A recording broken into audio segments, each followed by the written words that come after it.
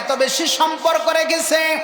কেমন কোরআন সে নিজে পড়ে অন্যকে পড়ায়, কোরআন সে নিজে বুঝে অন্যকে বুঝায়, সে নিজে কোরআনের জীবন গড়ে অন্য মানুষদেরকে কোরআনের জীবন গড়ার আহ্বান করে। এই হলো সাম্প্রতিক কালে কোরআনের সাথে সবচাইতে সুইট এবং সুন্দর সম্পর্ক স্থাপনকারী। এর চাইতে উন্নত সম্পর্ক স্থাপনকারী আপাতত বিশ্বের নেই। বলে এই লোকটার মর্যাদা কেমন? আল্লাহ পাকের কালামে আল্লাহ নিজেই বলেন, ইয়ারফাইল্লাহুল্লাযীনা আমানু মিনকুম ওয়াল্লাযীনা উতুল ইলমা দারাজাত। এই পৃথিবীর যত সৃষ্টিকুল তোমরা দেখো, এর ভিতরে সবচাইতে মর্যাদাবান হলো ঈমানদার যারা তাদের। তবে ওই ঈমানদার তোমাদের মধ্যে কিছু ভিআইপি পারসন আছে, আর আল্লাহ রাব্বুল আলামিন বলেন আমার কাছে ভিআইপি পারসন হলো উলামায়ে কেরাম। সুবহানাল্লাহ বলেন না? মুসলমান ভাইরারে আমার, আল্লাহর কাছে ভিআইপি পারসন হলো উলামায়ে কেরাম। এ মুসলমান, আল্লাহর পয়গম্বর বিশ্বনবী রাহমাতুল লিল আলামিন বলেন, ইয়াসফাউ ইয়াউমাল কিয়ামাতি সালাসাতুন আল আম্বিয়া সুম্মাল উলামা সুম্মাশ শুহাদা।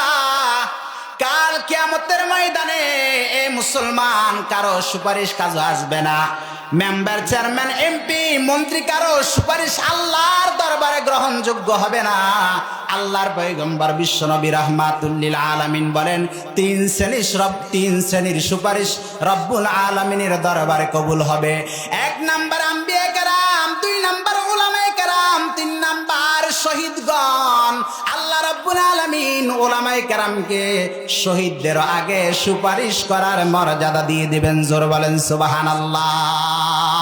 শাফিঈ রোজে জাযাওয়া গা খতিবে আম্বিয়া সাহেবে হাউজো লিওয়াজিল লে খুদা রোজে আতিদ সাহেবে খুলকে আজিম মজহারে জুদে আমিম आयते रहमत के शाने उराऊ बुस्तो रहीम रहमतल लिल आलमी खान दश खुदा वंदे करीम खल्को खुल्को कौल फेलो हदियो सिमते उ हमीद खल्को खुल्को कौल फेलो हदियो सिमते उ हमीद। मुसलमान भाईरारे आमार, আল্লাহর পয়গম্বর বিশ্বনবী রাহমাতুল লিল আলামিন বলেন, খায়রুকুম মান তাআল্লামাল কুরআন ওয়া আল্লামা।